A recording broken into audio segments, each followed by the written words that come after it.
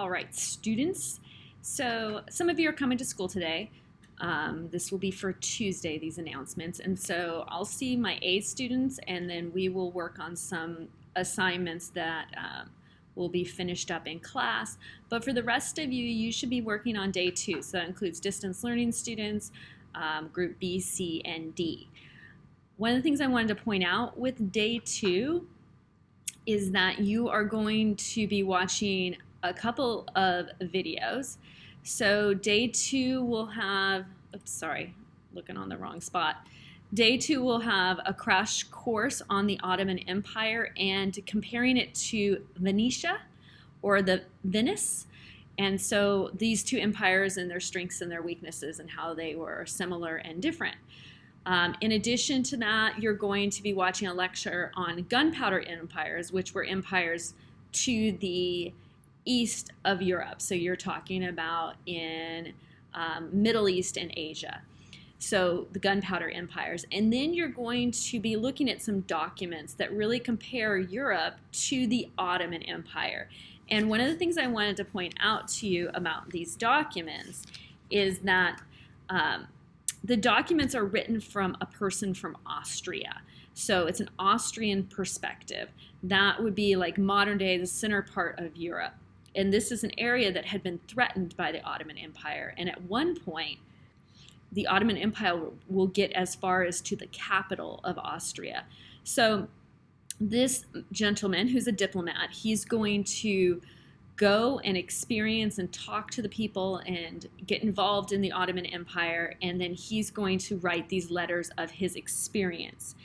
And they're called the Turkish letters because the Ottoman Empire is the main portion of the Ottoman Empire was in modern day Turkey. So I just want to make you aware that when you're reading through it, you're looking for in what ways the Europeans, how did they see the Ottoman Empire? So it's kind of like an outsider's perspective versus some of the stuff that you've looked at and we've talked about is kind of the Ottomans' perspective of their empire.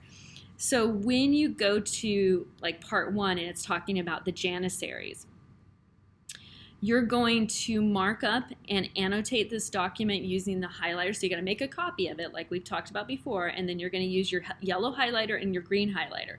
And as you read, you're going to be looking for positive descriptions of the Janissaries would be in yellow and negative descriptions would be in green. Then once you've done that, you're going to be answering some questions related to that reading.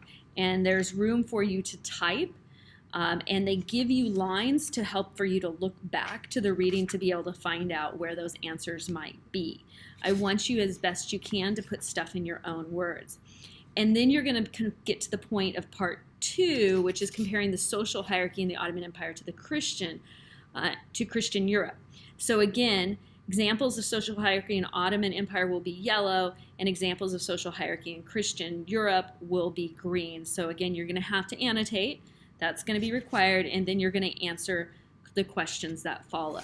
So hopefully that will clarify some things. So crash course, Ottoman Empire, you're going to watch that. You're going to answer the questions as you go.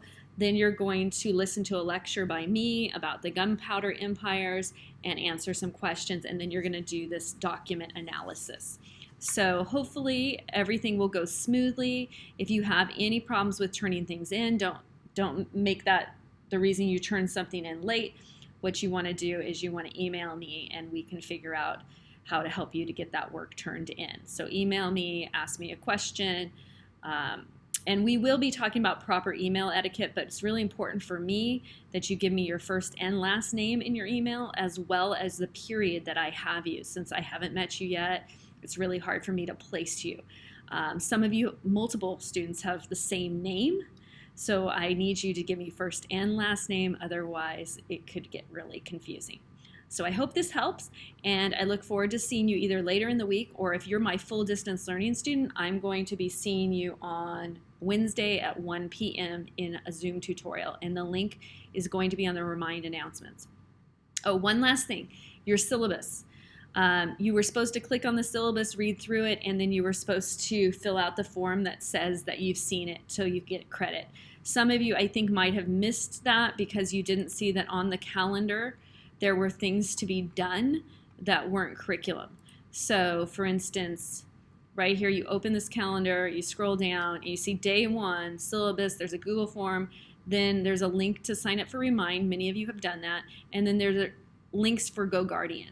And then your Flipgrid welcome video is something that you need to do too. And then the curriculum work is in the other folders. So you need to make sure that you've gone through and done all of that. All right, good luck.